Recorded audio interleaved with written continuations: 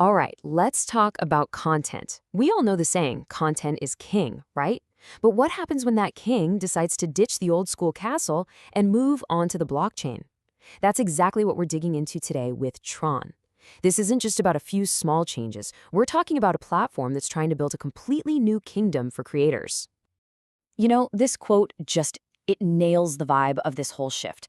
The old internet was all about super polished, corporate feeling content, but Web3 content, it's different. It's raw, it's independent, it's digitally native. It's not just sitting on a server somewhere, it actually lives on a decentralized network. And that completely changes the game for creators, their work, and all of us.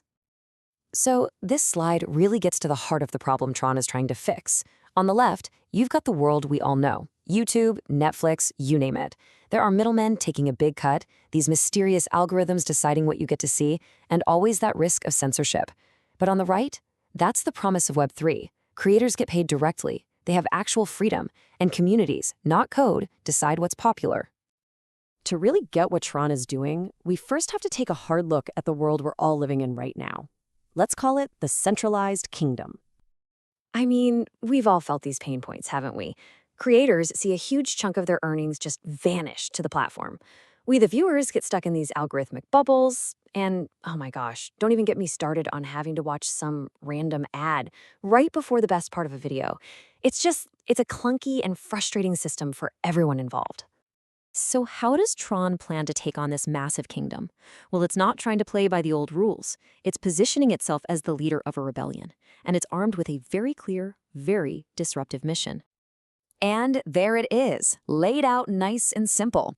But let's break this down, because every single word here is super important. Decentralized means no single company is the boss. Fast is, well, that's a must for streaming video without buffering, right? And censorship resistant. That's huge. It means your favorite creator can't just get wiped off the map because a platform decides to change its mind one day.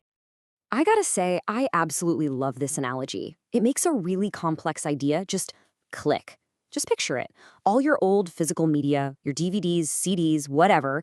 What if you could turn that whole collection into a community-owned and governed library on the blockchain? That's the level of ownership and control that Tron is going for. So that's the big dream. But how in the world do they actually pull it off? Well, the secret sauce is a piece of tech that's going to sound really familiar. It is all powered by the BitTorrent engine. Yep, you heard that right. That BitTorrent, the same one that was the king of file sharing back in the 2000s. Tron actually acquired the company and gave its technology a massive Web3 upgrade. They turned it into BTFS, the BitTorrent file system. So instead of your favorite video living on a Google or Amazon server, it's broken into tiny pieces and stored across a whole network of users' computers. That makes it incredibly tough to take down. Probably the easiest way to think about it is this. It's got the convenience of something like Dropbox, but with one major difference. Instead of having to trust one single company with all your data, you're putting your trust in the math, in the cryptography of the network itself. It's really storage built for a new era of the internet. Okay, the tech is super cool, for sure. But what about the money? How does the economy of this whole thing work? Let's look at how Tron's model is designed to let creators thrive with all those fees we were just talking about. The real beauty of this whole system is just how simple it is. It's a direct loop. A fan likes a piece of content, and they can tip or pay the creator directly using TRX, Tron's currency. The creator gets pretty much 100% of that payment, and they get it instantly.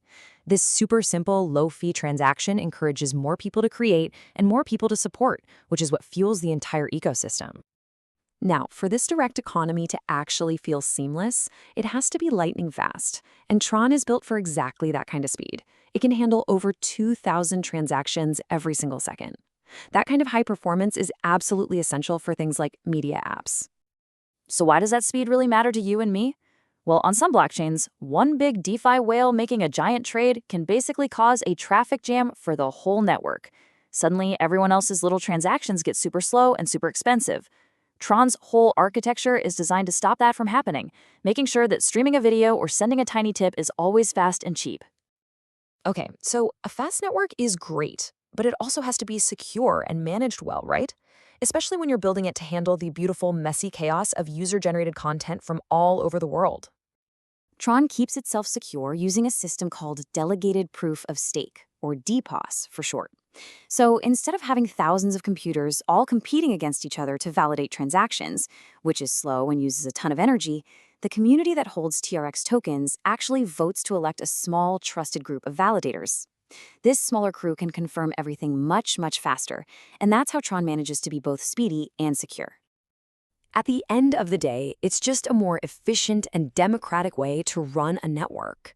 The people who hold the tokens have a real say in who's in charge, which creates a system of accountability without all the noise of traditional politics. It really is like a blockchain democracy, just with a whole lot fewer campaign ads. So after all that, how does this actually involve you? Well, the good news is you don't have to be a huge content creator to get in on this revolution. Tron is specifically designed so that everyone can have a seat at the table. And that's the key question, isn't it? It's one thing to understand the theory, but it's another thing to actually participate. And believe it or not, the answer is pretty straightforward. You can get involved just by staking your TRX tokens. All that really means is you lock them up for a while, which helps secure the entire network. And in return for doing that, you earn passive income as a reward. So you're not just earning, you're actively making the network stronger. You're becoming what you could call a silent partner in building this whole new decentralized future for content. So, as we wrap this up, I want to leave you with this final thought. This idea of turning personal ownership and community power into the engine for the next generation of streaming, it might sound a little bit out there, but what Tron is showing us is that the tools, the technology, the economic models, they're already being built right now. So the only real question left is your dusty DVD shelf the future of streaming?